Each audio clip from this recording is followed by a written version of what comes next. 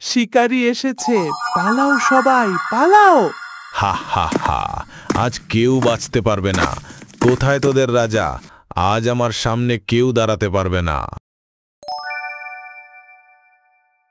অনেক দিন আগের কথা। এক লোভী শিকারী ছিল, নাম রফিক।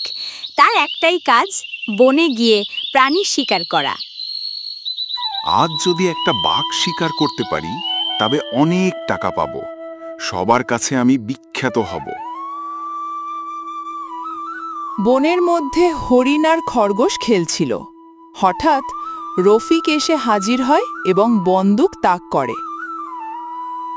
এটা দেখে খরগোশ ভয়ে চিৎকার করে ওঠে।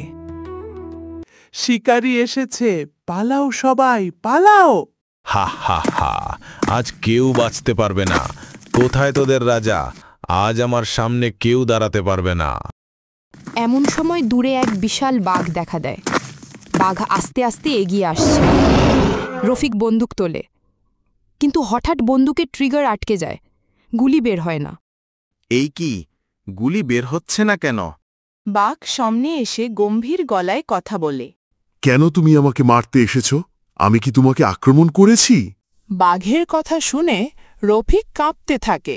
আমি বনের রক্ষক, তুমি আমাদের মারছ, কিন্তু বুঝতে পারছ না, প্রকৃতি ধ্বংস হলে মানুষও টিকবে না। এরপর বাঘের চারপাশে অন্য প্রাণীরাও ধীরে ধীরে এসে জড়ো হয়। তুমি যদি আমাদের মেরে ফেলো, বন শুকিয়ে যাবে। ফুল ফল জন্মাবে না, মানুষও বাঁচতে পারবে না।